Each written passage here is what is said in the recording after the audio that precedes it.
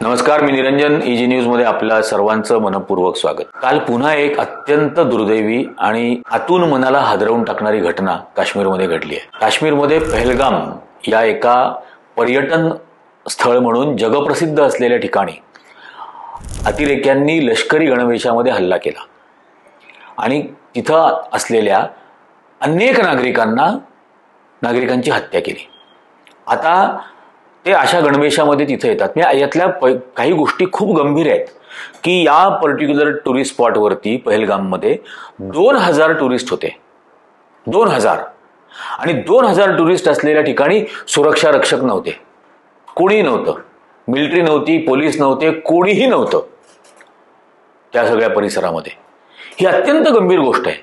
पहलगाम हे काही बॉर्डरला लागून असलेला एरिया नाही, पाकिस्तानच्या बॉर्डरला लागून असलेला एरिया नाही, बॉर्डर पासून खूप लांब आहे, काही 100 मैल लांब आहे पाकिस्तानच्या बॉर्डर पासून. अशा पहलगाममध्ये अशा गणवेश घातलेले अतिरेकी येतात. याचा अर्थ ते बॉर्डर क्रॉस करून कित्येक दिवस आधी आलेले असणार. मग कित्येक दिवस आधी बॉर्डर क्रॉस करून आलेले असताना सुद्धा इंटेलिजन्स नाही तुमच्याकडं, सरकारकडे. सरकारचा इंटेलिजन्स फक्त विरोधी पक्ष नेत्यांचे फोन, चीफ जस्टिसचा फोन, निवडणूक आयोगाच्या आयुक्तांचा फोन, पत्रकारांचे फोन टॅप करण्यासाठीच आहे का? पेगासससाठी? आतंकवादी येणार आहेत याच्यासाठी नाही आहे. आणि 14 फेब्रुवारी 2019चं पुलवामाच्या हल्ल्याचं उदाहरण समोर असताना सुद्धा 6 वर्ष नंतर सुद्धा तुम्ही तुमचा इंटेलिजन्स सुधारवला नाही. आणि हे टिनपाट लोकसभेमध्ये भाषण करत होते काही दिवसापूर्वी की आतंकवाद का खात्मा कर दिया. काय का खात्मा कर दिया? पुरी झालं, पुलवामा झालं, पठाणकोट झालं, सगळे बाणे खाल्ले झाले. आणि आता हे झाल्यानंतर एक अत्यंत धादांत खोटारडं द्वेषमूलक नॅरेटिव्ह पसरवलं जात आहे की अतिरेकी त्या लोकांना, त्या टुरिस्टला विचारत होते की हिंदू कोण आहे, मुस्लिम कोण आहे, हिंदू कोण आहे, मुस्लिम कोण आहे. आणि नंतर सांगत होते जाओ मोदी और शाह को जाके बताओ. म्हणजे मला कळत नाही एवढे फिल्मी असतात अतिरेकी. ते म्हणजे रमेश सिप्पीच्या शोले बिले पिक्चर सारखं वाटायला लागलं हे. चायना गेट वगैरे जी पिक्चर आले येतात तसं की कोण आहे कोण आहे कोण आहे, जाके बताओ, रामगढ़ के शोले. या देशातले नागरिक या सरकारला इतके मूर्ख वाटतायत का? किंवा या भाजपला त्यांच्या लो आयक्यू बुलडोजर असलेल्या RSSच्या ट्रोल्सला, की या देशातले नागरिक इतके मूर्ख आहेत की अतिरेकी येतो, अतिरेकी असं आधी विचारतो हिंदू आहे का मुस्लिम आहे. अरे येड्यांनो, त्या मृतांची यादी वाचा.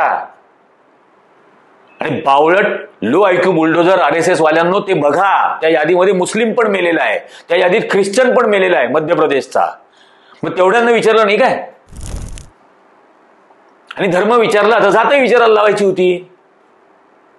मग चातुर्वर्णामधल्या कोण आहेस तू, ब्राह्मण आहेस का शूद्र आहेस, हे पण विचारलं असतं अतिरेक्यांनी. काय बिंडोकपणाचा नॅरेटिव्ह पसरवत आहे हा अतिरेकी हल्ला घडला. तुमचं सबशेल फेल्युअर आहे निर्लज्जांनो. काही दिवसापूर्वी हा तडीपार गृहमंत्री तिथे गेला होता ना काश्मीरला.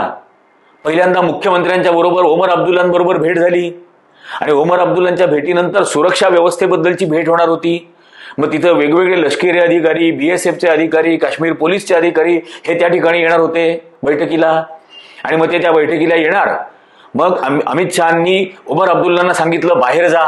ओमर अब्दुल्लांना त्या बैठकीला बसू दिलं नाही, सुरक्षा व्यवस्थेच्या बैठकीला बसू दिलं नाही. इतका संशय तुम्हाला तुमच्याच राज्याच्या मुख्यमंत्र्याबद्दल आहे, जो या देशाच्या संविधानाची शपथ घेऊन मुख्यमंत्री झाला. त्याच्यावर तुम्ही संशय घेताय.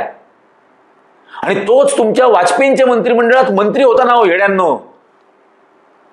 तो होता, त्याचे वडील होते. त्याच्यावर तुम्ही संशय घेता. त्याला सुरक्षेच्या बैठकीत बसू दिलं तर नाही, बरं नाही बसू दिलं. ते लोहपुरुष होऊन गेले, तुम्ही मेणाचे पुरुष. तुम्ही घेतली लष्करी अधिकाऱ्यांबरोबर, BSF बरोबर आणि पोलिसांबरोबर बैठक. आणि मग एवढी तुम्ही 2-3 दिवसापूर्वी जर बैठक घेतली तर मग त्याचा नतीजा काय? हा हल्ला, हा इंटेलिजन्स फेल्युअर नाहीये. तो नॉन बायोलॉजिकल राष्ट्रपतींना भेटायला जातो आणि काश्मीरचा स्वतःचा दौरा रद्द करतो आणि मग परदेशात निघून जातो. मग काश्मीरचा दौरा का रद्द केला? ऑलरेडी माहिती होतं का नॉन बायोलॉजिकलला की अतिरेकी हल्ला होणार आहे? आणि जर माहिती होतं तर मग रोखला का नाही तो? आणि आता हे हिंदू मुस्लिम धर्म विचारला म्हणून खोटारडं नॅरेटिव्ह पसरवायचं देशामध्ये आणि या प्रेतांच्या ढिगाऱ्यावरती नागरिकांची खोटी सहानुभूती निर्माण करायची आणि बिहार आणि बंगालमधल्या निवडणुका लढायच्या. लाजा वाटू द्या कुठेतरी.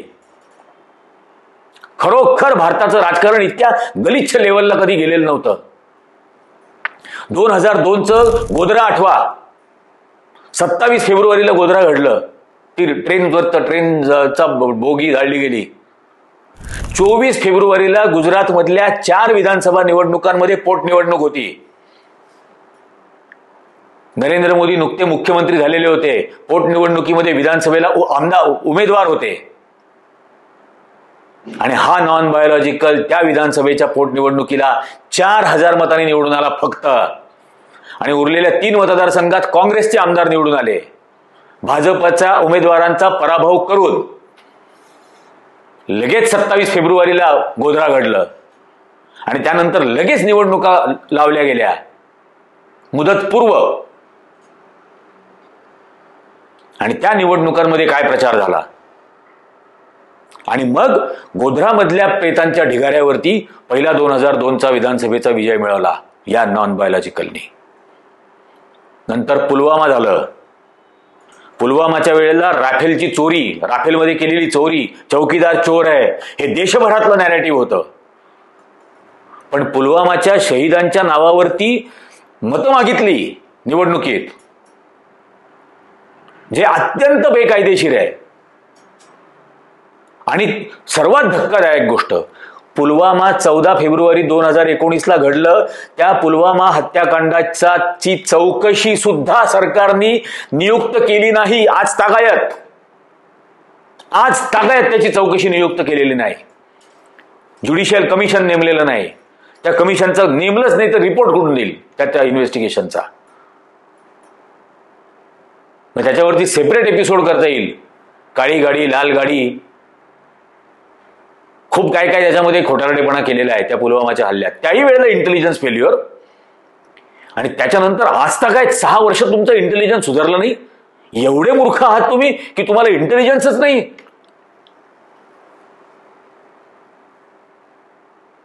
आणि मग हे सगळं झाल्यानंतर आता खोटारडं नॅरेटिव्ह पसरवायचं द्वेषाचं.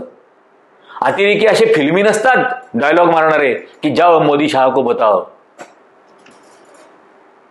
अजिबात असे नसतात. त्यामुळे कृपा करून देशामध्ये हे खोटारडं नॅरेटिव्ह पसरवू नका आणि इथं द्वेष निर्माण करू नका. आणि या द्वेषाच्या विरोधामध्ये या देशातल्या प्रत्येक नागरिकाला उभं राहावं लागेल. प्रत्येक नागरिकाला तर्कावरती आणि सत्यावर आधारित प्रश्न विचारावे लागतील. आणि ते सत्य यांच्या फेक नॅरेटिव्हच्या समोर, या संघी बीजेपीच्या फेक नॅरेटिव्हच्या समोर, चौकात, गावागावात, वस्तीत, पारावरती, प्रत्येक टपरीवरती, प्रत्येक नाक्यावरती उभं करावं लागेल याच्या समोर सत्य. आणि जेव्हा यांच्या समोर सत्य उभं राहील, जेव्हा यांच्या समोर तर्काच्या आधारावर ते प्रश्न उभं राहतील, पळायला जागा कमी पडेल यांना. आपलं हे काम आहे, आपलं हे संविधानिक कर्तव्य आहे आणि आपलं नागरिक म्हणून पण हे कर्तव्य आहे की द्वेष पसरवणाऱ्या प्रत्येक खोट्या नॅरेटिव्हच्या विरोधात तर्क आणि सत्यावर आधारित प्रश्न उपस्थित करायचे. तेच आजच्या भागामध्ये आम्ही केलेले आहेत. तुम्हाला काय वाटतं तुम्ही इथं खाली कॉमेंट करून सांगा. आणि मदत करा मला जास्तीत जास्त लोकांपर्यंत हा व्हिडिओ पोहोचवण्यासाठी. कारण जास्तीत जास्त लोकांना भानावर आणणं अत्यंत गरजेचं झालेलं आहे. आजच्या या भागामध्ये इतकंच. पुन्हा पुढच्या भागात भेटूयात. धन्यवाद.